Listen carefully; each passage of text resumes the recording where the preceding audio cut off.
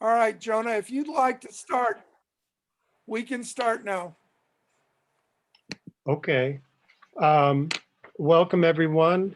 My name is Jonah Blaustein. I'm with the Hiroshima Nagasaki Peace Committee. And tonight, our program is a discussion entitled Nuclear Imperialism. We have John Steinbach and Bob Brown here to lead this discussion. I haven't met Bob before today, and we're honored to have him here to participate in this discussion. And from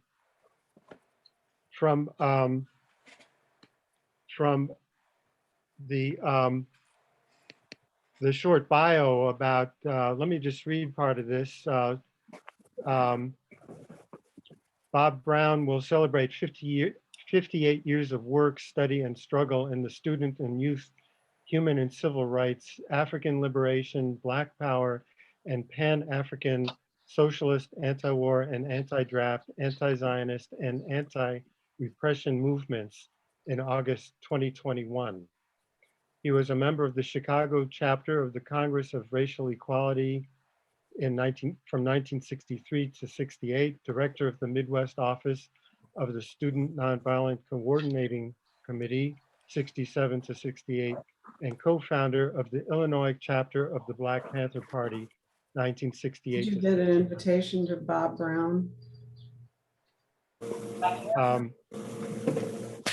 He has worked with and supported hundreds of progressive and revolutionary movements, organizations, and governments in every corner of Africa, the African diaspora, and the world.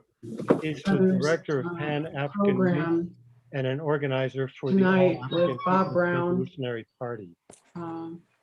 So about Bob, the take it away. movement. We're all ears. And if the rest of you, if you can mute your microphone, we're getting some crosstalk. All right, I'm going to start muting some people. All right, Bob? Yes, how are you? Good. Are we ready? We are. Let me first say good evening. Let me say who I am. I'm a Pan-Africanist, an internationalist, a socialist, a revolutionary, an includist tourist, an organizer for the All-African People's Revolutionary Party, GC. Permit me to thank John Steinbach and the Hiroshima Nagasaki Peace Committee in the National Capital Area for organizing this Zoom meeting and for inviting me to participate. We first want to apologize to John because we misspelled his name on our party website, an error. We have corrected that error once it was brought to our attention. The All-African People's Revolutionary Party, GC, and I have worked with John and the Peace Committee on a wide range of issues over the past 3 or 4 decades, including the recent commemoration of Indigenous Peoples Day here in Washington, D.C.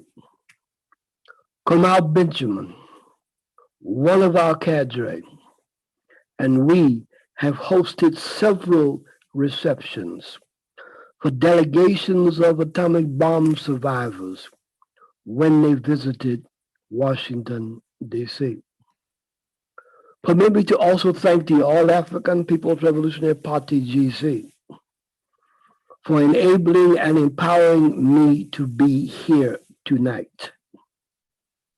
We inherit and continue, though not necessarily exclusively, the revolutionary theory and practice of the Convention People's Party of Ghana during the leadership of Kwame Nkrumah, the Democratic Party of Guinea during the leadership of Ahmed Sekou Touré, the Pan-Africanist Congress of Azania, which some people call South Africa, the Student Nonviolent Coordinating Committee, and the Black Panther Movement/Party to the leadership of Kwame Ture, Stokely Carmichael. We have been and are allied to a host of progressive and revolutionary movements and organizations in Africa, the African diaspora, and the world. Since the late 1960s, we have had intermittent contact with several forces in Japan. During our SNCC era, our Black Panther era. Some of them include Zingakuren, the All Japan League of Student Self-Government Associations, JINSUIKO, the Japan Council Against Atomic and Hydrogen Bombs, the Japanese Committee for the Reunification of Korea, and the Burakumin, the untouchables of Japan.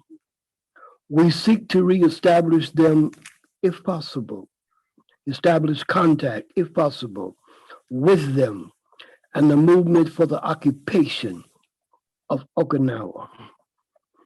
I have been asked to make some brief remarks today on three subjects. One, the disarmament demonstration that was held at the United Nations on June 12, 1982. Two, the role that imperialism, colonialism, and neocolonialism, racism, apartheid, and Zionism played and continues to play in the mining of uranium, the deployment and development of nuclear weapons, especially as you deployed against Hiroshima and Nagasaki, and the larger nuclear arms race. And three, the role that African people in Africa and the African diaspora have played and should play in the anti-war, anti-nuke, peace, solidarity, and related movements.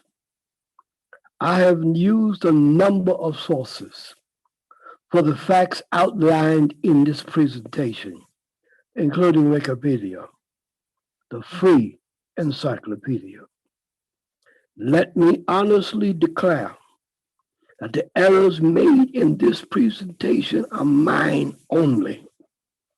I will not compromise my principles or the truth, but I will attempt to correct all errors.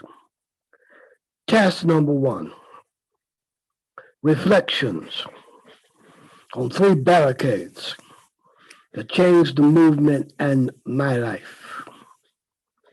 On June 12, 1982, 1 million people gathered at the United Nations Plaza in New York during the second UN special session on disarmament. We marched for nuclear disarmament and human needs, and for peace and justice to Central Park. We participated in the largest anti-nuke and peace rally in the United States to that date. It was a movement changer. Marina Koyate and I, representing the All-African People's Revolutionary Party, were two in that million at that barricade. Marina also represented the All-African Women's Revolutionary Union. We were joined by a busload of AAPRP members, supporters, and allies from Washington, D.C. and Baltimore, Maryland, and by hundreds of other members, supporters, and allies from cities across North America. Many of them are still active in the movement today. Marina was on the New York staff of the June 12 Disarmament Committee. She worked closely with the staff of the New York chapters of the Mobilization for Survival and the War Resistance League, especially Norma Becker and Vivian Stromberg. She also worked with the African American Coordinating Committee, the Third World Progressive People's Coalition, and the Harlem and Brooklyn contingents, which were co-led by Reverend Herbert Daughtry, Etuwe Usi in the National Black United Front, Joe Mashariki and the Black Veterans for Peace, Jim Horton, Nellie Hester Bailey, and Harlem Fight Back, and a host of other organizations. We've invited those who can to join us at this event tonight. I served as a member of the 48-person national staff of the June 12th Disarmament Committee. I worked closely with the national staff of the Mobilization for Survival and the World Sisters League, including Dave Dillinger, Leslie Kagan, Matt Meyer, and others. I helped facilitate Third World Outreach with Andrea Carmen of the Puerto Rican Socialist Party. The June 12th disarmament demonstration was my first large protest. 19 years after I participated in the school boycott of October 22, 1963, when 250,000 African students, under the coordination of Larry Landry of SNCC and Bob Lucas of CORE, boycotted the Chicago public school system for one day. That boycott changed my life and the life of African people in Chirac. Not permanently, and certainly not enough. Chirac is still on fire, and violence is institutionalized, pandemic, and out of control.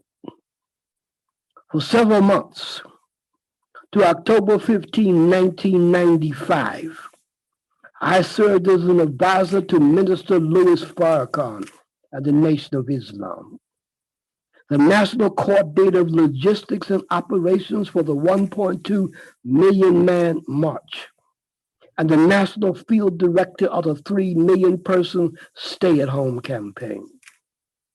I was also an observer at the 1 million woman march on October 25, 1997. It was organized and led by Empress Philemon. These two manifestations were and remain the largest African protest rallies in the United States and the largest general strikes. They were also movement changes, albeit not enough. Task number 2. Notes on the sources of uranium and the development of the atomic bomb. Quote, Semper novi quid ex Africa, cried the Roman proconsul, and he voiced the verdict of 40 centuries. W.B. Du Bois wrote in The African Roots of War, which was published in the Atlantic Monthly magazine in 1915. Yet there are those who would write world history and leave out this most marvelous of continents. End of quote. Particularly today, men, and I add, and women, assume that Africa lies far afield from the centuries of our burning social problems, and especially from our present problem of world war. Yet in a very real sense, Du Bois continued, Africa is a prime cause of this terrible overturning of civilization, which we have lived to see. And these words seek to show how, in the dark continent, are hidden the roots, not simply of war today, but of the menace of wars tomorrow. End of quote. Racism, racial and ethnic discrimination, xenophobia and related intolerance, imperialism and colonialism, apartheid, segregation, Zionism, and neocolonialism are the causes and byproducts of the greatest theft of land, labor, and lives the world has ever seen. This millennial and generational theft intensifies today in every corner of Africa, the African diaspora, and the world. This theft was and is racist, sexist, and ageist. Wars have been waged and continue to be waged. And lives have been and continue to be taken for rubber and copper, oil and gas, cobalt and coltan, uranium, and other mineral, animal, agricultural, water, sun, and wind resources, and for labor markets and bases. Permit me to offer some history of the development and deployment of the atomic bomb and its connection to racism, imperialism, and colonialism, and to neocolonialism today. Sources of uranium have been recorded since 79 BC in the Roman Empire, and since 1565 in Europe. Its discovery was announced in Berlin on September 24, 1789. It was discovered in the United States in 1871, and 50 tons of high-grade oil was mined on indigenous land in Utah and Colorado by 1895. A mine was opened for production in England in 1873, and 175 tons of oil was produced by 1900. The Congo. The Shinkolobwe deposit in the Belgian Congo, now Democratic Republic of the Congo, was discovered in 1913 and mining began in 1921. It had the richest grade of ore and the largest tonnage of uranium in the world. That oil was under the control of Union Minerie de Haute-Katanga, which was owned by Société Générale and the Belgian government. The Congo was a Belgian colony from 1875 to 1960. King Leopold II controlled it through the International African Association from 1876 to 1879. It was renamed the International Association of the Congo from 1879 to 1885. The 14th Nation Berlin Conference of 1884 renamed it the Congo Free State. It was formally annexed by King Baudouin I as the Belgian Congo on November 15, 1908. It won independence on July 5, 1960 under the leadership of Patrice Lumumba. It has been an Anglo-American and Belgian neo-colony for the last 61 years. During World War I, a joint Anglo-Belgian force invaded and occupied German East Africa, now called Tanzania, during the East African Campaign.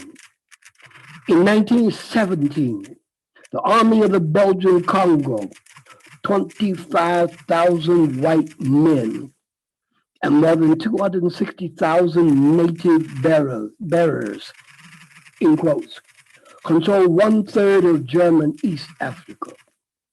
After the war, the Treaty of Versailles forced Germany to cede control of the western section of the former German East Africa to Belgium. On October 20, 1924, Rwanda, modern-day Rwanda and Burundi, became a Belgian League of Nations mandate territory. The importance of Congolese rubber fell from 77% of exports to 15% as British colonies in Southeast Asia began to farm rubber. The mining industry became a major player.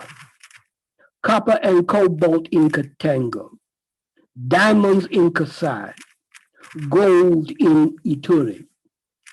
It continues to be a major player today. Copper mining and production in Katanga province by Union Memory soared from 997 tons in 1911 to 27,462 tons in 1917, and then fell off to 19,000 tons in 1920.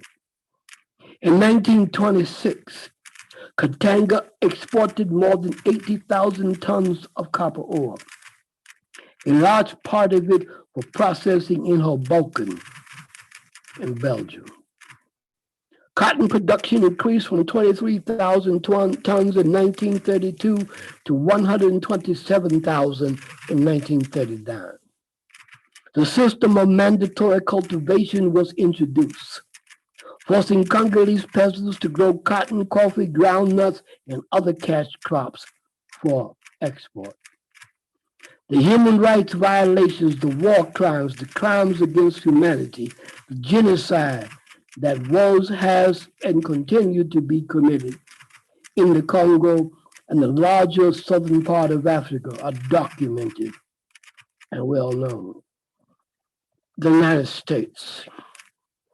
On August 2, 1939, the eve of World War II, Albert Einstein wrote a letter to President Franklin Delano Roosevelt, informing him that, quote, it may be possible to set up a nuclear chain reaction in a large mass of uranium, by which vast amounts of power and large quantities of new radium-like elements could be generated.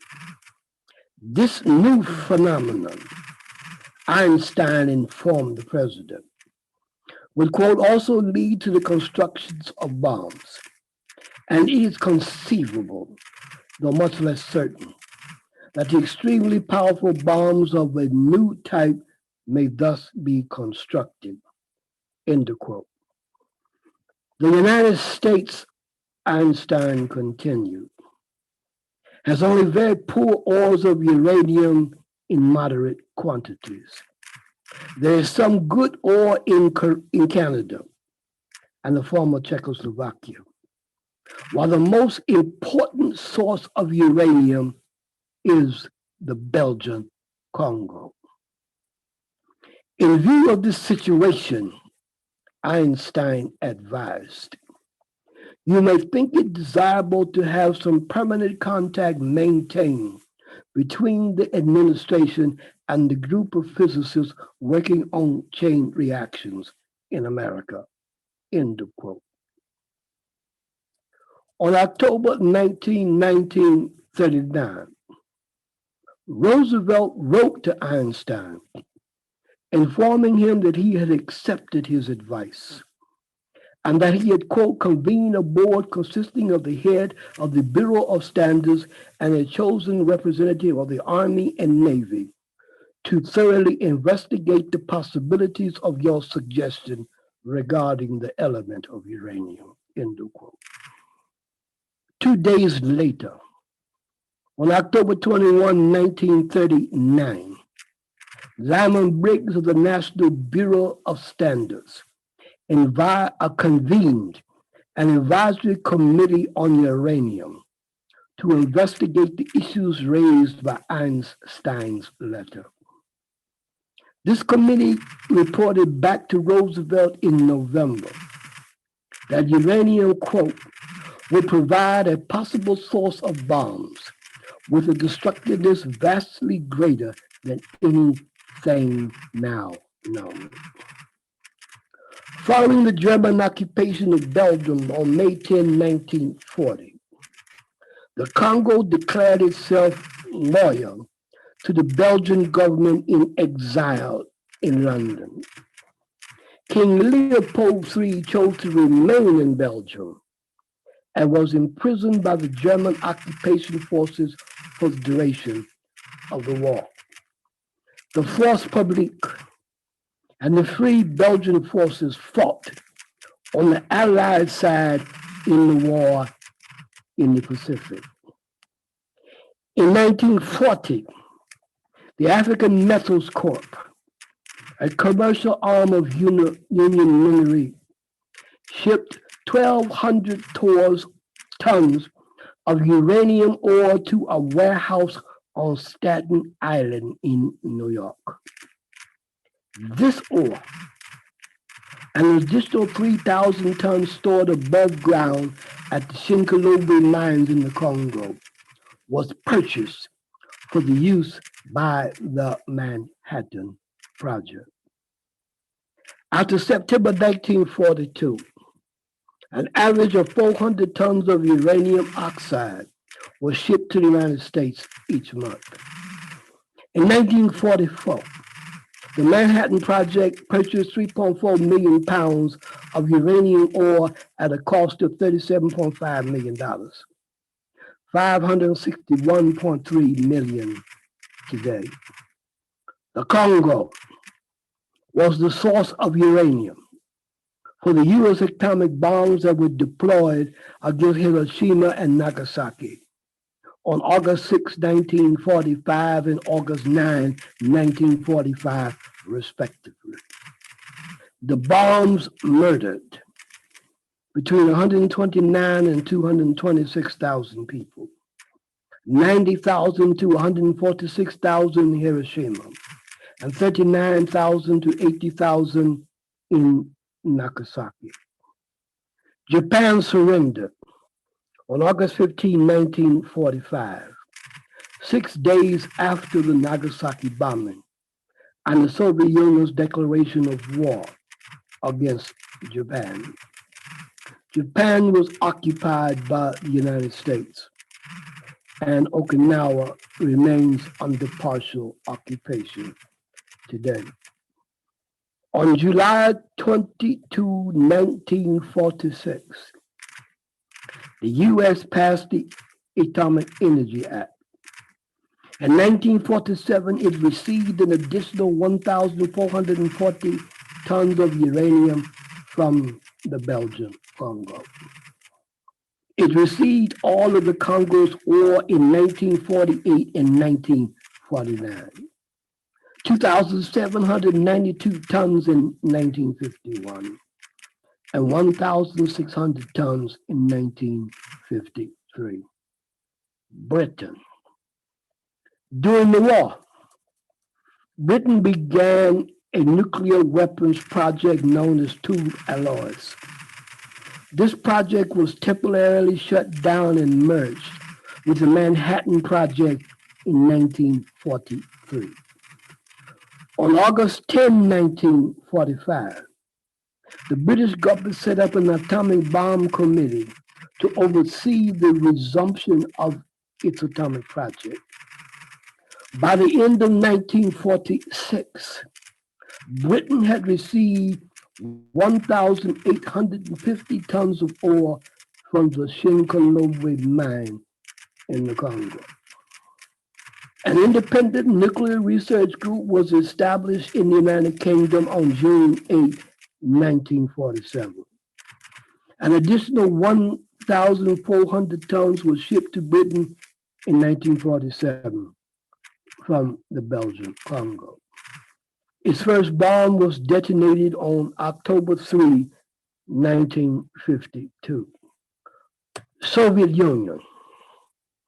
In 1942, Gregory Frylov wrote a letter to Joseph Stalin urging him to start a full-scale nuclear program. The war delayed Stalin's plans.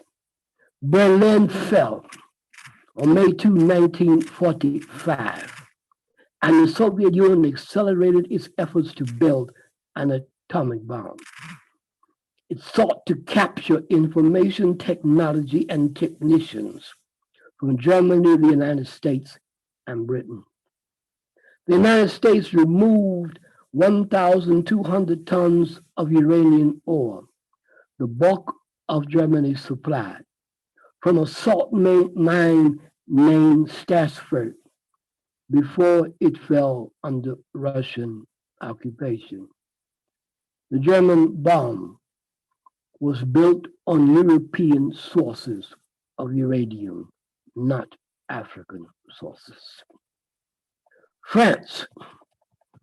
In 1945, France launched its atomic energy program.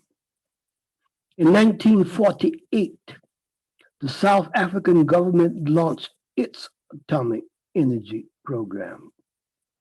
In 1949, within months of the creation of Israel, Israeli scientists were invited to share the knowledge they and French and South African scientists had learned during their participation in the Manhattan Project. On July 23, 1952 and January 1, 1956, Egypt and Sudan became independent of British rule. In March 1954, France was defeated at Dien Bien Phu in Vietnam. The Algerian Revolution was launched on November 1, 1954, and Algeria won its independence 8 years later. On April 7, 1956, Morocco won independence. Also in 1956, as part of its military alliance during the Suez Crisis, France agreed to secretly build the Dimona nuclear reactor in Israel. France also entered into a nuclear agreement with Germany and Italy. In 1957, the French decided to build a nuclear testing facility in the Algerian Sahara. On September 22, 1958, Ghana became independent, and 10 other French colonies became independent in 1960. Ghana became independent, or at least moved up a notch in its relationship by 1967. There were 210 French nuclear tests from 1960 through 1995. 17 of them in the Algerian Sahara between 1960 and 1966, in the middle of the Algerian War. The early round of French tests were held on February 13, 1960, April 1, 1960, December 27, 1960, and April 25, 1961, in Algeria, near the Mali border. France conducted 193 atomic tests in Polynesia. The world today. The worldwide production of uranium in 2019 was 53,656 tons. Kazakhstan, Canada, and Australia were the top 3 uranium producers respectively, and together accounted for 68% of the world production. Other countries producing more than 1,000 tons per year, including Namibia, Niger, Russia, Uzbekistan, the United States, and China. Nearly all of the world's mined uranium is used to power nuclear power plants today. Task number 3. Some thoughts on just and unjust war. Just and unjust peace. Africa is the birthplace of humanity and a cradle of civilization. The military history of Africa is one of the oldest military histories in the world, dating back to 3100 BC, with the unification of Upper and Lower Egypt, and the Hyksos invasion of 1440 BC. That military history includes more than 5 millennia. 4. Of human trafficking, so-called slave trade, enslavement and colonization, north and south of the Sahara. Africa also has one of the oldest peace and diplomatic histories. One of the oldest histories of struggle for human and God-given rights.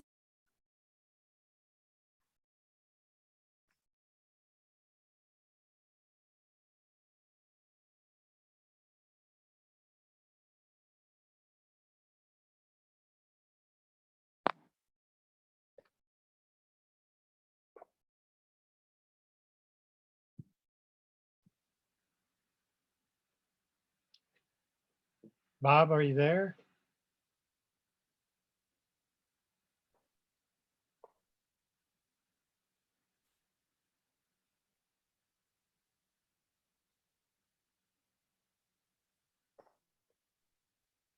We seem to have lost Bob's sound feed.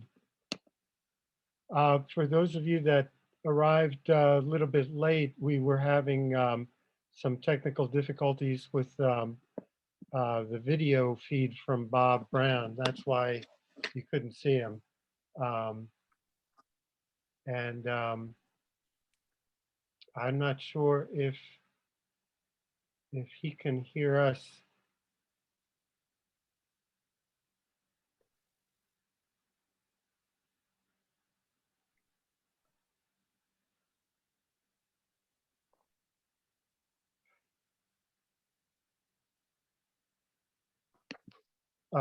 Why don't you let me go, Jonah, then until Bob comes back on? All right.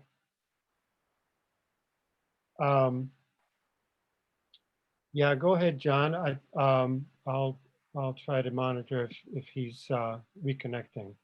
I'd just like to welcome everyone here on behalf of the Hiroshima Nagasaki Peace Committee. And so Bob gave a really quite a good overview of the situation with the Belgian uranium. It was the overwhelming majority of the uranium used in the bombs on Hiroshima and Nagasaki was from Congo. Some of it was from Saskatchewan, which was mined by the Dene uranium miners. Some came from New Mexico and Utah, mined by the Navajo uranium miners. But the story is constantly the same. The primary victims of nuclear technology, both nuclear weapons and nuclear power, have been people of color, people of the global south, and indigenous people. So Bob talked about uranium mining pretty well. If we talk about nuclear testing, Bob mentioned the Algerian tests by the French. The French also tested at Mururoa in Tahiti. The United States tested their bombs in the Marshall Islands, in the Solomon Islands in the Pacific, destroying entire islands, forcing entire communities to be permanently evacuated from their homelands.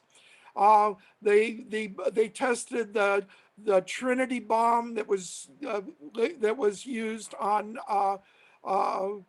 later used on Nagasaki. They tested it in the New Mexico desert, also on indigenous land. The Nevada test site was on Shoshone land, the Treaty of Ruby Valley. The French tested, the British tested theirs in the Pacific as well. The Chinese tested on indigenous land. The Soviets tested in Kazakhstan and in indigenous land. So over and over and over, it was people of color, people of the global south that were the principal victims. And Rosalie Bertell, who was a famous epidemiologist, she was responsible for identifying the chemical contamination at Love Canal.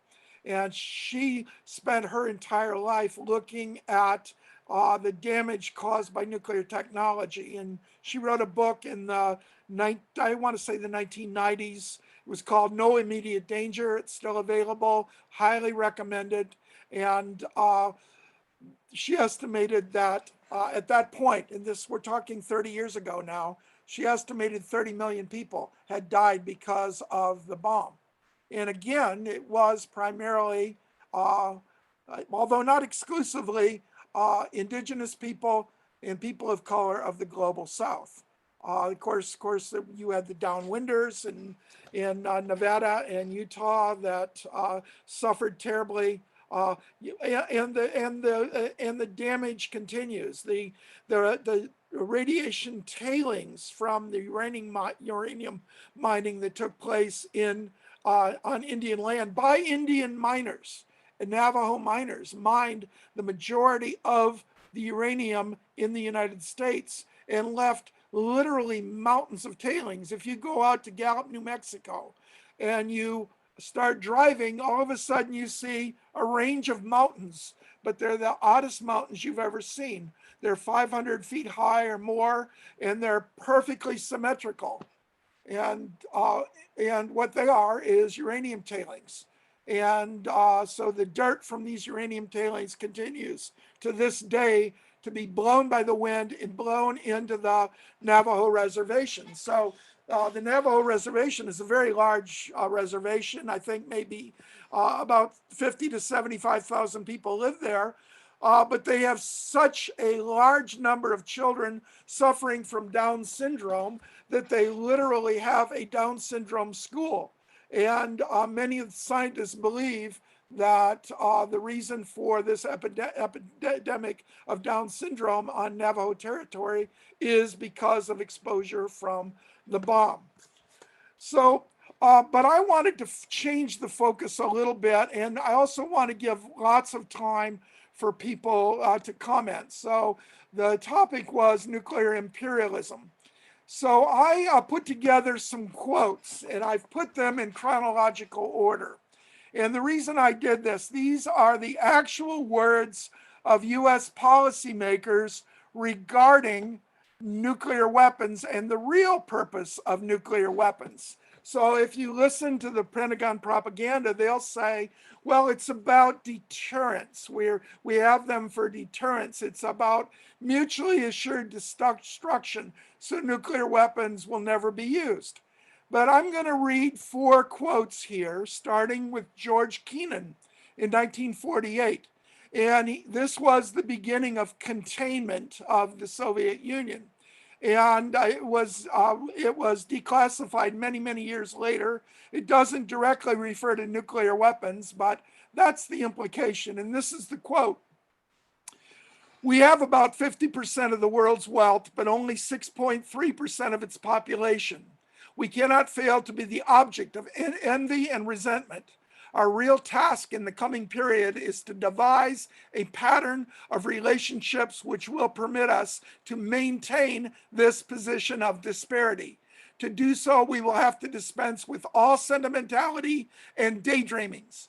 We should cease to talk about vague and unreal objections such as human rights, the raising up of living standards, and democratization. We're going to have to deal in straight power concepts. The less we are then hampered by idealistic slogans, the better. George Kennan, 1948. So in 1949, a year later, Paul Nitze made a statement. It was, okay, hold on, so I can get it right. Let me just read it. I want to say it's Directive 49. So our overall policy at the present time may be described as one designed to foster a world environment in which the American system can survive and flourish. A large measure of sacrifice and discipline will be demanded of the American people. And then he talks about a military buildup, and he says the execution of such a military buildup requires the U.S. have an affirmative program beyond the solely defensive one of countering the threat posed by the Soviet Union. In the event we use atomic weapons, either in retaliation or their prior use by the USSR, or because there is no alternative method by which we can attain our objectives, it is imperative that the strategic and tactical targets against which they are used be appropriate, and the manner in which they use be consistent with these objectives. The United States now has an atomic capability, including both numbers and deliverability, estimated to be adequate if effectively utilized to deliver a serious blow against the war-making capacity of the USSR. So that was 1949. 1976, the Joint Chiefs of Staff said, U.S. nuclear strategy maintains military strength sufficient to provide a war-fighting capability to respond to a wide range of conflict in order to control escalation and terminate the war on terms acceptable to the U.S. 1978, Donald Rumsfeld. The most ambitious damage-limiting strategy dictates a first strike capability against an enemy's strategic offensive forces, which seeks to destroy as much of his megatonnage as possible before it can be brought into play. In other words, a first strike. An enemy's residual retaliation, assumed to be directed against urban industrial targets, would be blunted still further by a combination of active and passive defenses, including anti-submarine warfare, anti-ballistic missiles, and anti-bomber defenses, and civil defense. 1978. So we might say that, okay, well, that was really a long time ago, and things have changed. It's not really that way anymore. But in 2019, 2 years ago, the Joint Chiefs of Staff published a document on their website, which was fortunately seen and preserved by the Federation of American Scientists. And this is what they said 2 years ago. The employment or threat of employment of nuclear weapons could have a significant influence on ground operations. Integration of nuclear weapons into a theater of operations requires the consideration of multiple variables. Using nuclear weapons could create conditions for decisive results and the restoration of strategic stability. Specifically, the use of a nuclear weapon will fundamentally change the scope of a battle and create conditions that affect how commanders will prevail in combat. So the message is very clear, starting in 1948 and going all the way until 2 years ago. And that is that the purpose of nuclear weapons is not mutually assured destruction. It is not about deterrence. It's basically about using nuclear weapons in order to coerce the rest of the world, primarily the global South, into maintaining the status quo. So today, it's not exactly that the U.S. consumes 40% of the world's resources and comprises 5.6% of the world's population. It's a little bit different, but it's not very much different. It's still basically that imbalance. And today, as we're speaking here tonight, the G7 is meeting in Wales, and the G7 essentially represents the wealthy nations of the world. And collectively, I don't know the exact amount, I don't know that anybody has it, but I would guess that the G7 nations probably consume on the order of 70% to 80% of the world's energy and the world's resources. And essentially, that's the way that it's been for the last 500 years. It was hundreds of years of colonialism, and then it was imperial colonialism, and then we had a period of decolonialism. But even in spite of decolonialism, where you had nominal independence in the global South, still the system is skewed so that essentially the global South plus Russia are basically the energy basket of the world, the bread basket of the world, the resource basket of the world. And this is in a time when all of us know we are facing enormous crises where we are still dealing and have not yet, by any stretch, are not yet out of the woods with this pandemic that we're dealing with, which I believe is also a function of the attack on Mother Earth. And I'm certain, and other scientists agree, that we're going to be seeing other pandemics in the not too far future. So we're looking at that crisis. We're looking at the crisis of climate change, which is the second existential crisis beyond nuclear weapons. We're looking at resource depletion. We're looking at petroleum depletion. Bob alluded to the mining that's going on in the Congo, which is, required for all of the technological fixes that are being discussed, how to deal with the climate change. But to do that, you need cobalt and you need lithium. And where do they come from? A whole lot of them come from Congo, which Bob talked about in detail. And when we look at the last 20 or 25 years, as many as 6 million people have died in the Congo. And this is a result of military forces, which to a great extent have been and were unleashed by the United States policies. So I wanted to touch on those issues, and I'm going to end now, because I want us to have a discussion and have plenty of time for a discussion. I just wanted maybe a couple of stories. So Bob talked about June 12th, and he was up in New York, and he was part of the office, but I was here in Washington, D.C., and our committee was involved in planning June 12th. We had a number of meetings.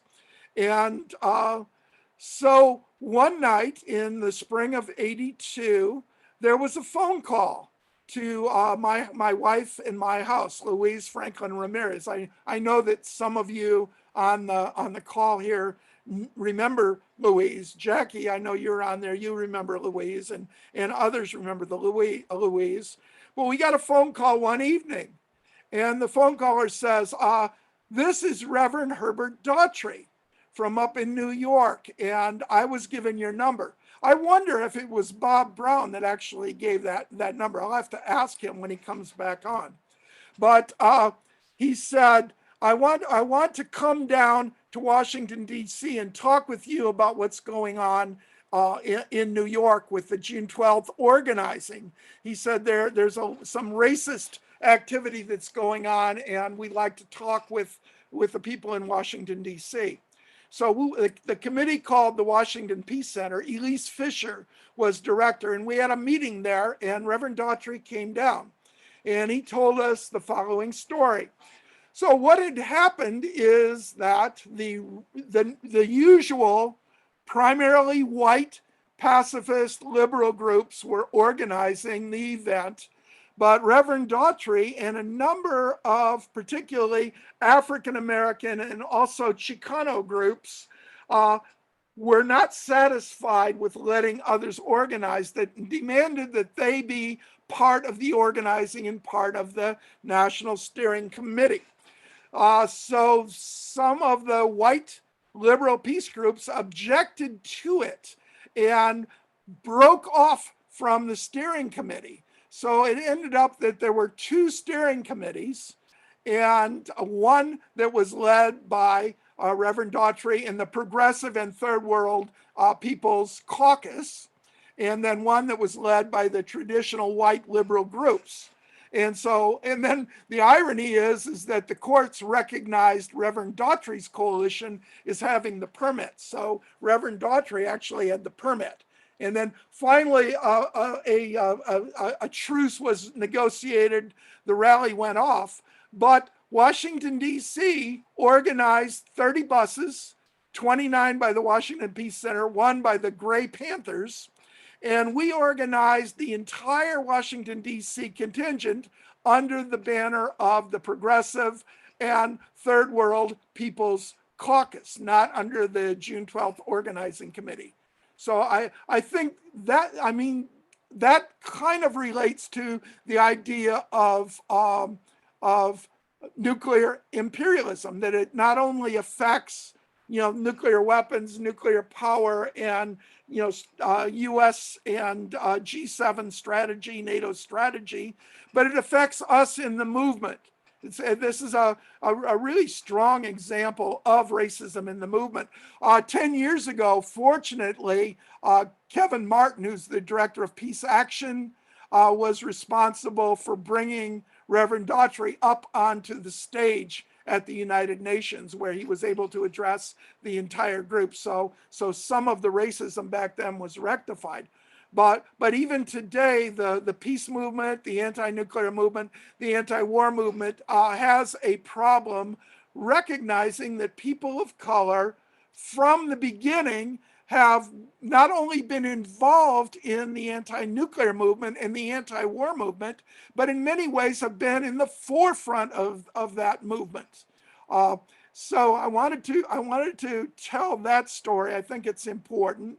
And just to end on one point. So our committee has been involved since 1981. This is the 40th anniversary of the Hiroshima Nagasaki Peace Committee, and we were part of the founding coalition for Abolition 2000 and many of the other big anti-war groups. We were a member of the Mobilization for Survival. And one of the things that our committee, coming from Washington, D.C., coming from Chocolate City, has been that to stress the importance of including peoples of color in the anti-nuclear movement, because for many, many years, it was the United States anti-nuclear movement that really dominated the global anti-nuclear movement. And that has gradually changed, but it's still, when it comes to having international activities and so on, it still is the case that the anti-nuclear movement is dominated by the global north, and a lot of times the global south is unrepresentative, and part of that has to do with access to resources. So that's something that we've been agitating against for many years. So Jonah, with that, I'd like to just stop talking and open the floor to a discussion. So if you could coordinate that, or maybe see if Bob is on, if he'd like to conclude his remarks. Yeah, I haven't seen that that Bob signed back on. I'm not seeing his Okay. number. Well, then, so if people, Jonah, can you tell people how to go down and to go to reactions and maybe raise their hand, and then you can call on them or call on certain individuals if you'd like to? Yeah, if you'd like to speak, go to the reactions function, and there's a square that says raise hand. We could find you that way, and unmute yourself when you want to speak. Or if alternately, you can just write a question in the chat section, and I'll monitor what's going on with the chats. Okay, do we have any hands yet? So while we're waiting for hands, and please put your hands up because I'm not going to talk too long here. So Bob mentioned that June 12th is the anniversary of the largest anti-nuclear protest in history, but it's also the anniversary of the initial effort by Leo Szilard and his co-scientists to alert the US government to the threat that the Nazis might develop a bomb. So it was on June 12th that Leo Szilard and Wigner drove to Long Island to Albert Einstein's house. And what the letter said was that in Europe, discoveries had been made that indicated that uranium might be a fissile material and might produce more neutrons than it was bombarded with. And that implied the possibility of a chain reaction. And that implied the possibility of an uncontrolled chain reaction or a nuclear weapon. So they went to Einstein. Einstein was very skeptical, but he agreed to send the letter to Roosevelt. Roosevelt responded quickly, and that was the beginning, the embryo of the Manhattan Project. But Einstein said later, when he found that the Germans were not going to develop the bomb, he said that I regret this more than anything in my life. He said, I would not have lifted one little finger to help develop the atomic bomb had I known that the Nazis would not develop the bomb. So this is also the anniversary of the very beginning of the atomic bomb project. So I'm really hoping we get some hands. There is at least one hand up, Jonah. Yeah, okay, so James, go ahead. James Yeah, Lack. Jim, hi. Right, I was just, I was, as John and, was his name Bob? I actually came in a little late, but as you were talking, especially about the coltan, this is a mineral in the Congo. It's, I guess, contains rare earth elements that we need for our electronic devices. I remembered the short animated movie called The Story of Stuff that many of us have probably seen. If you haven't seen it, you can search that, The Story of Stuff, and watch it online. It's chock full of a lot of relevant information. It's mainly concerned about the environment, I would say, but it touches on the military industrial complex. But the point I wanted to raise was in that little 20-minute video, 25-minute maybe it is, the announcer, who is actually now with Greenpeace, or the narrator, Annie Leonard, she's with Greenpeace now. She mentions that it was curious that this idea of consumption is with us now, and you know, in our grandparents' day, thrift and conservation were prized, and she said that this didn't actually happen by accident, that there was an economist, and I believe his name is Victor Lebeau. He put forth this, I guess, policy, I think it was in the 50s, and that was early 50s, maybe it was a little earlier. I think it was under Eisenhower. Anyway, he articulated an economic policy where can't remember how it goes, but it's in the movie, and you can, in the little animated thing. It's something about due to our high status,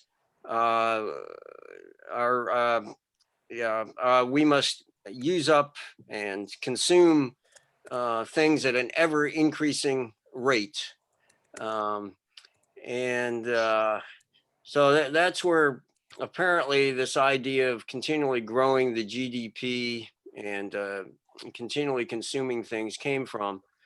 And that is also a form of imperialism. I think we would term it economic imperialism. So we in the North are under this idea that we have to constantly grow our economy, we have to constantly consume things, and we've run out, I guess, of, well, maybe we never had the resources to sustain that. So we go to the Congo.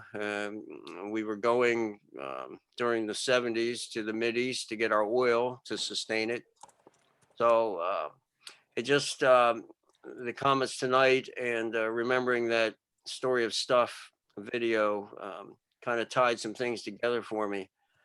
So, Yeah, thanks a you lot. know, we're living unsustainably. And I guess a point I wanted to make was that the occurrence in the early 50s, I don't think is accidental either. It's because the US had hegemony militarily. And so we were able to, you know, support this because of our power and probably fear of retribution. And we were able to start establishing this economic hegemony and Okay, we're going to go on to some more questions. Thanks for your comments, Jim. Let's see, there was a hand up. Now I'm not seeing it anymore. Let's see, is Jackie Cabasso, would you like to give any comments or questions? You'll have to unmute. Yeah. Hi. I'm really sorry that Bob's presentation was cut off, and I was wondering if we might be able to get the text from him, since he seemed to have been reading from a prepared text. Yeah, I'll send it to you, Jackie. Okay, but what I actually was trying to figure out whether I was going to try to put this in the chat or just talk about it is that I think that it's quite clear to me that we're never going to win on nuclear abolition as a single issue. That's been true for a long time. As powerful as the movement was in the 80s, we still are here where we are today. And that wasn't a single issue movement. That's kind of been hidden over time. And so there is a very important movement now, I believe, that has the potential to bring all the issues together to build the political power we actually need to make fundamental change. And that's the Poor People's Campaign, a national call for moral revival. And if you will indulge me in it, let me talk about how it relates to nuclear weapons specifically. So people probably know that in 1967, April 4th, exactly 1 year before he was assassinated, Martin Luther King said, "I'm in a speech called Beyond Vietnam, a time to break silence. I'm convinced that if we are to get on the right side of the world revolution, we as a nation must undergo a radical revolution of values. We must rapidly begin the shift from a thing-oriented society to a person-oriented society. When machines and computers, profit motives, and property rights are considered more important than people, the giant triplets of racism, extreme materialism, and militarism are incapable of being conquered." So the Poor People's Campaign has picked up Dr. King's unfinished work, weaving together what they refer to as the interlocking injustices of systemic racism, systemic poverty, environmental devastation, militarism and the war economy, and the distorted moral narrative of religious nationalism in one moral fusion campaign. And the Poor People's Campaign moral budget calls for cutting US military spending by half, $350 billion, including by closing 60% of US foreign military bases, ending wars in Iraq, Afghanistan, Syria, Yemen, elsewhere, and dismantling and eliminating nuclear weapons. Poor People's Campaign has active state-based organizations in 45 states, and it's being supported by an extraordinary range of constituencies, including labor unions, faith organizations, racial justice, anti-poverty, environmental and peace groups. It's building political power. And the latest example of that was the introduction about a week and a half ago of a congressional resolution, HRes 438, Third Reconstruction, fully addressing poverty and low wages from the bottom up, which comprehensively encompasses these these 5 interlocking injustices. It's a 19-page resolution, and it's really a template for a revolution of values. I recommend it to people. But let me say what it says about militarism.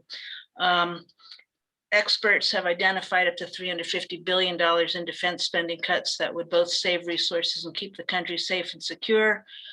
We must now heal the nation by demilitarizing US foreign policy, borders, and policing, including by cutting military spending by at least 10%, ending forever wars, repealing existing authorizations of use of military force, restoring Congress's war powers, pursuing diplomacy over war, moving toward nuclear disarmament, and curtailing the use of broad economic sanctions that create mass suffering, repealing programs that provide military equipment and training to domestic law enforcement agencies, and redirecting these resources to fully address systemic racism, poverty, ecological devastation, and militarism.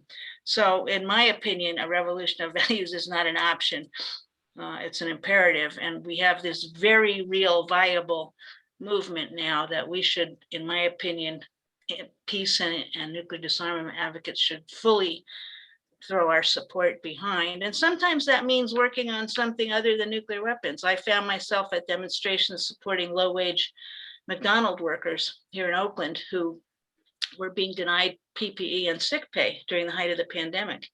And I was asked to speak, and I said, I feel exactly the same way I do being here today as when I'm protesting at the Livermore Nuclear Weapons Laboratory, because we're fighting the same forces with the same vision of a different kind of a future. So I encourage people to find out more about the Poor People's Campaign. I'll put some links in the chat to consider joining your state organizations, and also particularly to spread the word about and tune in on June 21st for a massive digital Poor People and Low Wage Workers Assembly where this legislation is going to be lifted up.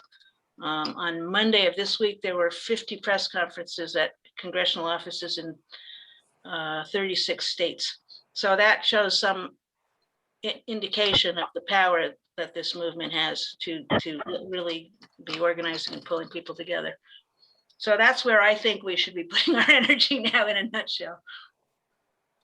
Thanks, Jackie.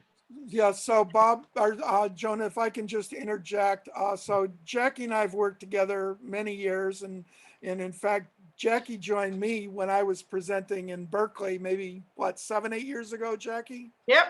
Yeah, it was an interesting talk, and I really appreciate all that she's done over the years. She really was in the room when the Abolition 2000 movement was formed, and I often run into her in Japan on the occasional occasion when I get there. So I really appreciate your giving us all this valuable information, Jackie, and taking the time. Sure, and let me also mention that Abolition 2000 is still going. It's having its annual general meeting on the 19th of June, and I put a link in the chat. Anybody who is interested is very welcome to join. We are trying to look at new strategies for nuclear abolition, taking into account all of these different interconnected injustices, and we're posing the question for our strategy session is, how do we move from a dysfunctional world to a world without nuclear weapons? So I invite people to check that out too. Check out the link. Thank you. So Jonah, just so you know, Bob is back on, but Walter had his hand up. So maybe if you could recognize Walter, and then we can go back and see if Bob can finish his presentation for us. Yeah, okay, Walter, go ahead. We're recognizing you. Thank you. I'm really glad that you have this event, and I like your title that you include the term imperialism or empire. I'm a really old activist now, and I got my start because I got stationed on Okinawa when I was young and stupid. And what I learned on Okinawa was one thing, among others, which was that the US really is an empire, an imperial power. And I saw it in action on Okinawa. I want to make this point. I think that building a movement piece by piece is important. What we saw the last couple of years of young people in particular is wonderful. But I think we've got to recognize the reason that the empire has been able, the US empire, among others, has been able to hold on to power for so long. Not only racism and its wars, slavery and all of that, but it's propaganda. In other words, if you can fool most of the people in order to not realize that they're part of an impressive empire, they'll go on, protecting themselves and their income and so on. So sorry about that. That's not coming from me. That the primary way in which propaganda keeps control of people is, yes, through racism and fear, but it's if you can't talk about the fact that the US, in fact, is an empire, political, military, economic, and so on, then you're not going to be able to win over large numbers of people because they just don't understand it. The propaganda has blocked them from seeing that. So I just want to emphasize that. Thank you. Thank you, Walter. Bob, we missed you. Do you have anything else to say? No, I will just listen. I'm sure I ran over time and my phone ran out of battery. Oh, okay. Well, So, back. but I will just listen Okay, to the dialogue and the discussion from this point forward. great. Max Obashevsky, you wrote a comment in the chat. Would you like to just say it so we can all listen to you? Sure. I was a Peace Corps volunteer in Africa, 77 through 81. And I'll just speak about Botswana. It was taboo if you were gay. There was no, nothing was open. And one of the Peace Corps volunteers from Boston, he would go to Johannesburg to socialize. And he would later die from AIDS in the United States. When I was on a human rights internship in New York City in 82 and 83, I was signing petitions because there's this strange gay disease. AIDS, the HIV AIDS wasn't known until later. And I know that there was French nuclear testing, above ground nuclear testing taking place in Africa. So what is the possibility that the nuclear testing somehow lowered the immune systems to cause AIDS to jump from an animal to people in the village?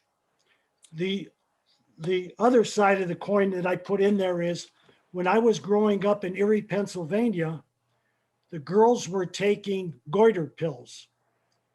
And my understanding of why they were taking goiter pills is because of above ground testing that was taking place in Nevada, and the radioactive wind would take that wind into Erie, Buffalo, and Rochester, et cetera.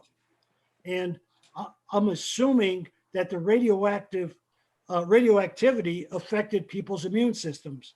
So I'm throwing those out there. If anybody wants to try to it's all suppositions. I don't know. It's just that I wonder about this. So those are my questions. If anybody wants to tackle them, thank you. So Max, this is John here, and so I will tackle it. So first of all, let me say that atmospheric testing, particularly in the Northern Hemisphere, undoubtedly affected people's immune systems. I think there's no doubt about that. So your memory of the girls and possibly boys taking thyroid pills, it would have been iodine they were taking.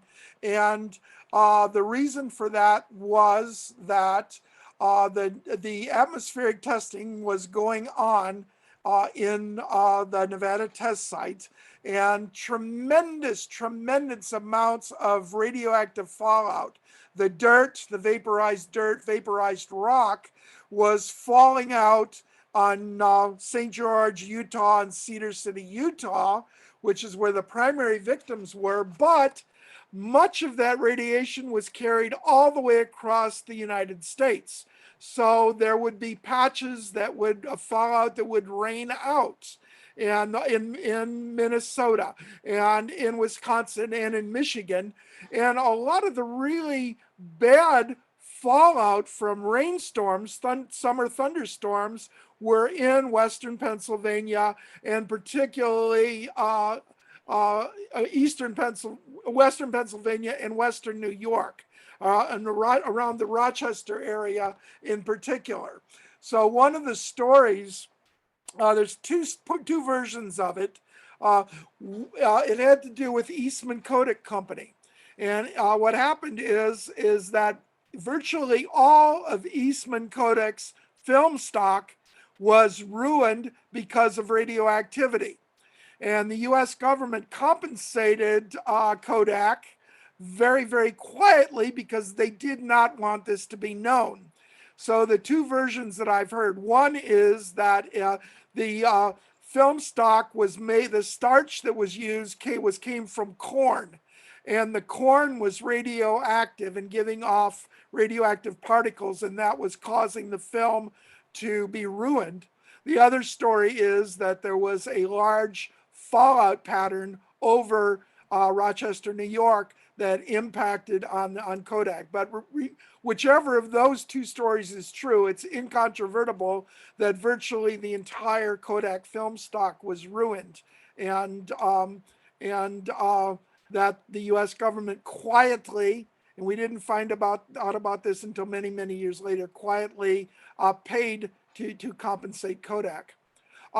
If it's all right, Jonah, while I'm thinking about this, because the topic is a long topic, and one of the points I wanted to make, and actually, Bob, I'm hoping you can comment on this, because I remember when June 12th happened, that was simultaneous with the Israeli destruction of Beirut. And some of the older activists, Walter, you'll remember that, and I think some of the others will remember that as well, that literally the entire of downtown Beirut, Lebanon, had been destroyed by Israeli warplanes.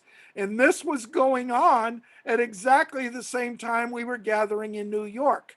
And the organizers of the event instructed the speakers that they were not to mention the Israeli destruction of Beirut, because that would be a distraction from the message. So that's just another example of how imperialism in general also can affect our movement. So Bob, do you have any memory of that? John, could I make one comment? Yeah, Max. As I said, I was in Botswana, and for anyone that doesn't know the geography, Botswana is just north of South Africa. And if you were flying into Botswana, you had to go into Joburg first and then go to Botswana. But while I was there, I believe it was 1980, that's when South Africa tested its nuclear weapon with the help of the Israelis and the Germans, as I understand it. I just wanted to share that. Well, yes, and that's correct, Max. I should have mentioned that. So one of the issues when we talk about the fallout from the French testing, remember the French testing was taking place in the Algerian desert. So that was thousands of miles north of where AIDS developed. So it's not clear that there's a connection there, but there's definitely a connection between the South African bomb and the testing that took place. I want to say it was either 1970 or 9 or 1980. There were 3 tests that a consensus of scientists determined were nuclear tests. They were low orbit satellite tests. And it's almost certain that those were South African tests, but much of the technology came from the Israelis, because obviously the Israelis could not do their own testing. So this was a way for the Israelis to test their device. Another thing that I think most people don't understand is Bob mentioned that the French built the Dimona reactor and were to a great extent responsible, not exclusively, but to a great extent responsible for the Israeli program. But what's not well understood is that from the beginning, Israeli scientists were working shoulder to shoulder in the French labs and also at the French test site in Algeria. So from my understanding, the Israelis and the French were full partners in the French testing. So I'm going to put some further reading resources in the chat room so people can go and check them out. I'll put in some URLs, and I'm also going to make a copy of the chat log, so we'll have that as a permanent record. So if anybody wants me to send them a text copy of the chat log with everything that's in it, to make certain, I want you to put your email address in the chat log, and then I'll get it out to everybody within the next 2 or 3 days. Can you hear me, John? Yes, Bob. I heard 3 issues currently up for discussion right now. One, the question of nuclear testing and relationships to AIDS. I think it's a legitimate question. I don't have an answer for it. I don't know. But I think that we must accept if atom bomb, if uranium and whatnot can be used for atomic medicine, then just by the nature of dialectics, it can be used for bad. And I think that there is an obligation for the anti-nuke movement to scientifically research and come to understand the positive and the negative impact of uranium historically and currently. It is simply not enough to talk about the impact on the Japanese survivors and then neglect the impact upon the Korean community that was in Japan, who only got access to medical care and other stuff, I think, in 2016. I'm not sure if the Buddha-Kuman community, the untouchable caste, who were the blood workers, the waste workers, you know, the animal workers, I'm not sure if they have gotten recognition of the traumas and the situation that they face and the possible research and the possible assistance.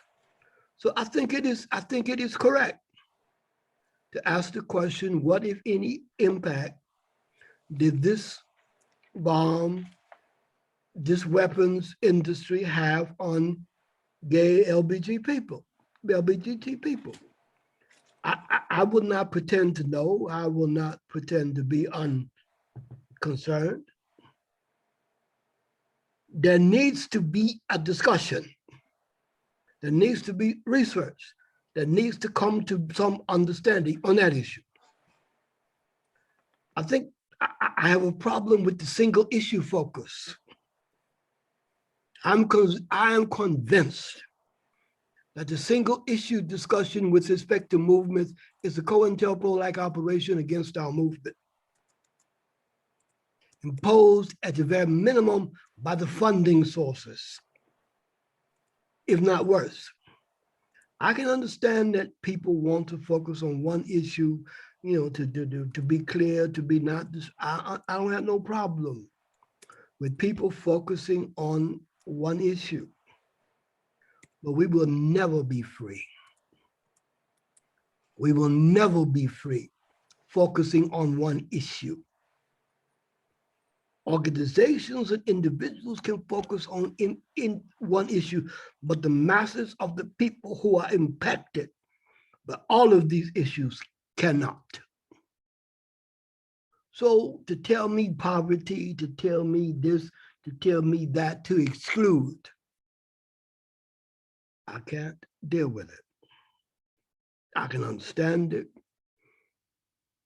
but it ain't for me. With respect to some of the other issues that are raised, the anti-nuke movement, the peace movement, the solidarity movement, the civil rights movement, all these other movements, we've been used. Somebody determines the agenda for us. Let's talk about Israel. In April 15, 1967, Stokely Carmichael spoke at the peace movement at the United Nations. The forces who were in control of it had two problems. One, he marched through the streets from Harlem to the UN with the radical element of the white youth of that time, and maybe some of the Harlem blah, blah, blah. I don't know how multiracial the contingent that he led. And the pacifist forces and the other forces had problems because he said, hell no, we ain't going. Victory to the Viet Cong. And he was never invited back to speak to the peace movement, the disarmament movement again. It was compounded because that was April 15th, and by July 7th, the Israeli war. And when the Student Nonviolent Coordinating Committee came out in support of the Palestinian struggle and against Zionism, be clear, against Zionism and against Israel, we were never invited back to any of those circles again. And I can document it. And I can name the names of the people who didn't re-invite us. They had a problem with the question of the Palestinian question. In 1982, I was invited to work with the anti-nuke movement. And honestly, many of them thought that I would oppose Stokely Carmichael, who I was working with. And many of them had problems with my perspective, including Zionism. People ignore whatever contributions we made to the movement, to the demo, and that's okay,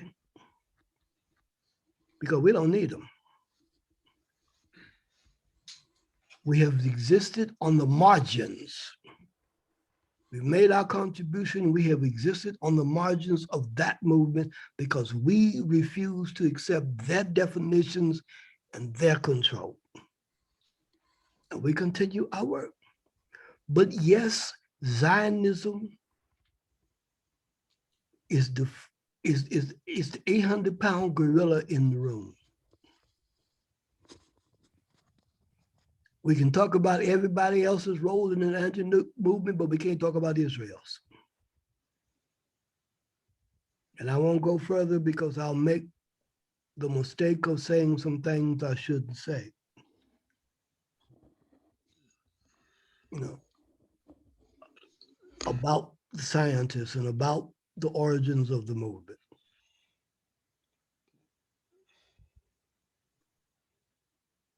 Zionism controls the movement.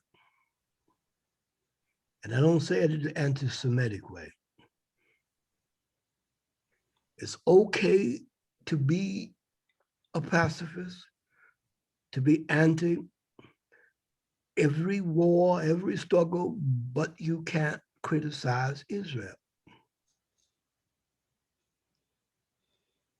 And we'll never be free until we criticize everyone who's corrupt and who's wrong. Black, white, Muslim, Jewish. That is the problem, even with respect to this conversation tonight. You don't know how many forces in the peace movement, solidarity movement, the anti-nuke movement I've known. I've met since 1965, locally, nationally. Some of them I still have, I can at least call them up on the telephone and cuss about. I can't say I have a relationship with them. I know they don't want one with me, and I don't think I want one with them. But you are right. There's a coincidence of these incidents worldwide. If we just take, and I'll stop, if we just take a list of the varying incidents and whatnot worldwide, and you just mentioned a couple of them, and we see how close they are to each other in terms of time, and we ask the question, are they just spontaneous and independent actions? I don't want to go to conspiracy theory, but I think the question you ask, somebody needs to answer. And I will ask the people who have the question, who have the answer, with respect to at least the June 12th demonstration. I asked Leslie Kagan and Matt Meyer to answer the question. Matt told me he might be on the line. Leslie was invited. I don't say it negatively. I respect them. I still try to have conversations with them, but I want answers, and I will get answers. So your question is correct. I think they should answer it.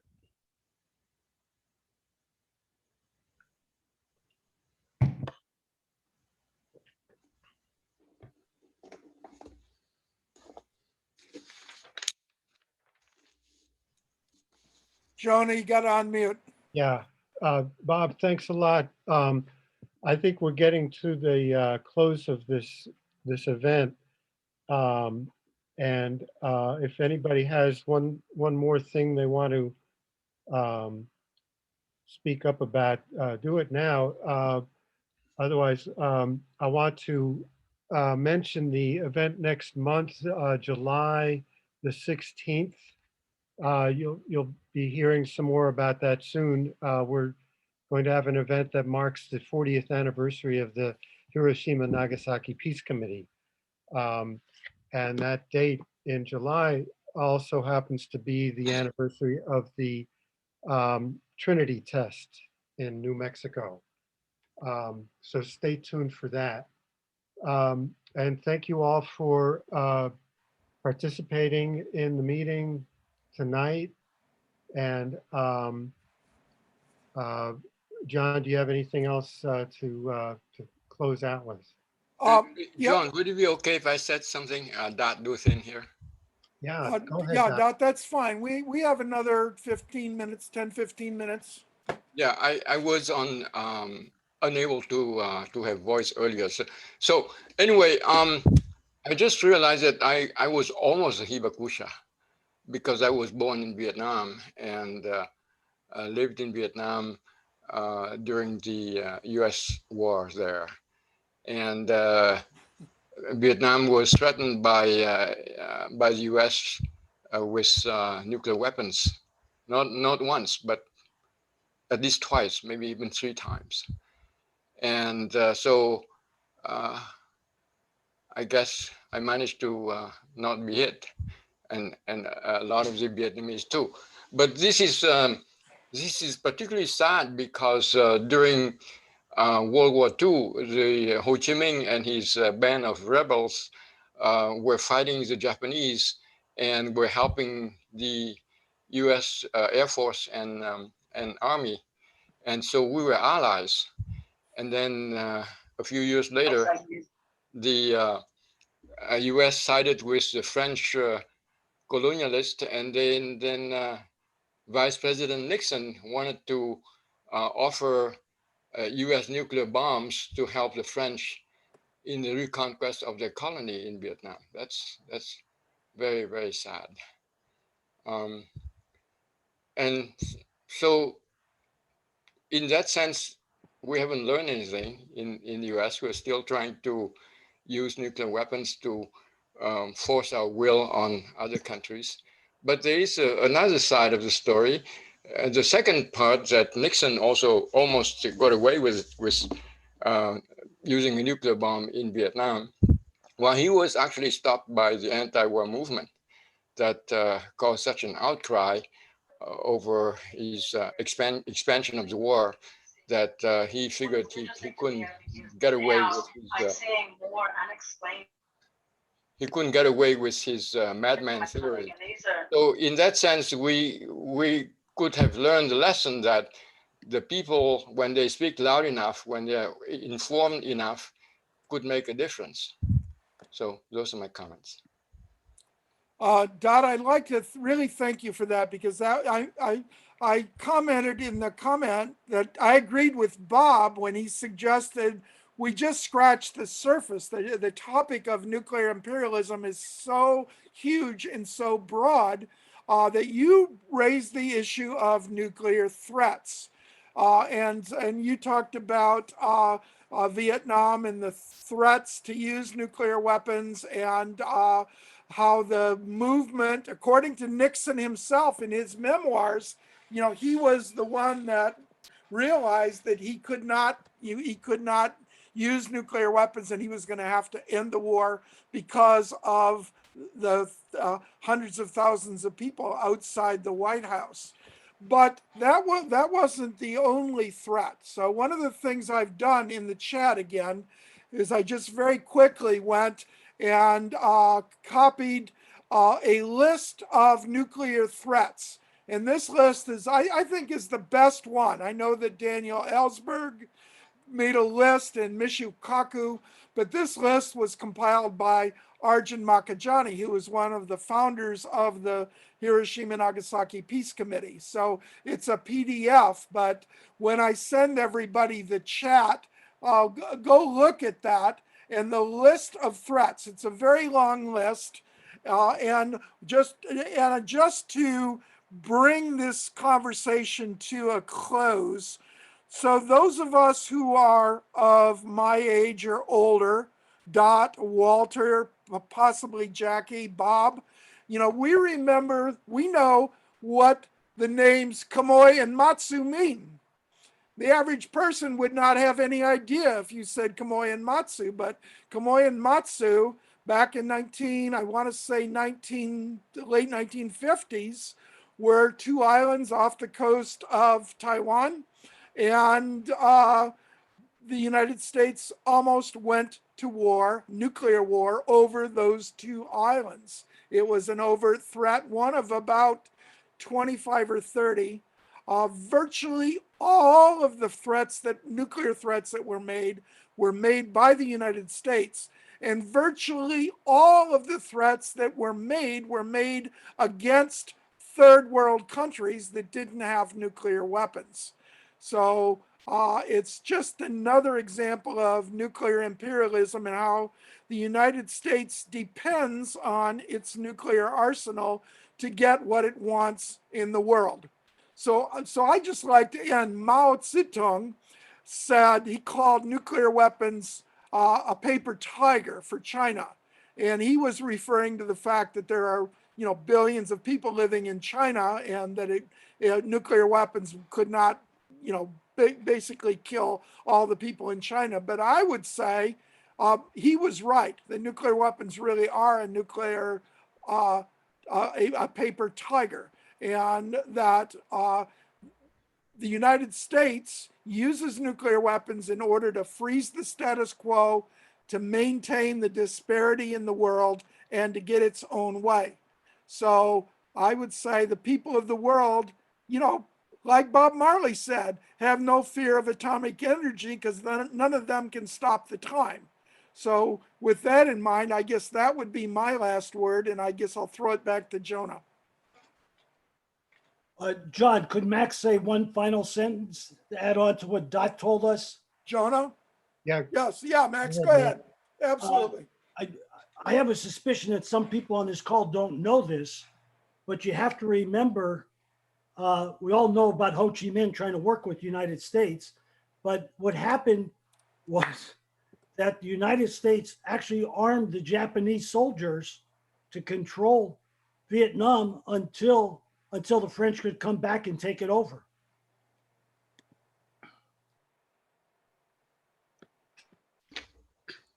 Well, Max, I didn't know that. Thanks for informing me.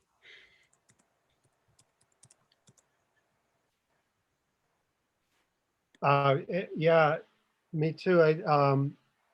And like you said, that we just scratched the surface tonight. There's so many facets to this discussion. So we'll have to continue it in different ways. Um, uh, just the nature of different peace groups and anti-war groups getting co-opted by the foundations that fund places like that, with the condition that they don't bring up issues having to do with empire and imperialism. There's a lot of material on the internet about that. That could take up a whole evening too. So there's quite a lot that's interconnected. And I agree with Bob saying that we can't really just restrict everything to one issue. All these things have some kind of interconnection. I feel that that's really the nature of it, and seeing how these things are interconnected, I think can unravel some of the difficulty in getting some movement and some momentum on this.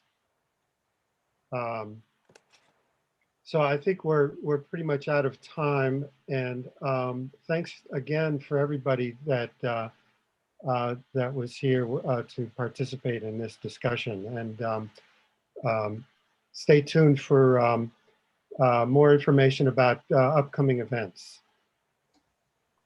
Thank you, Jonah. Good night, everybody. Good night.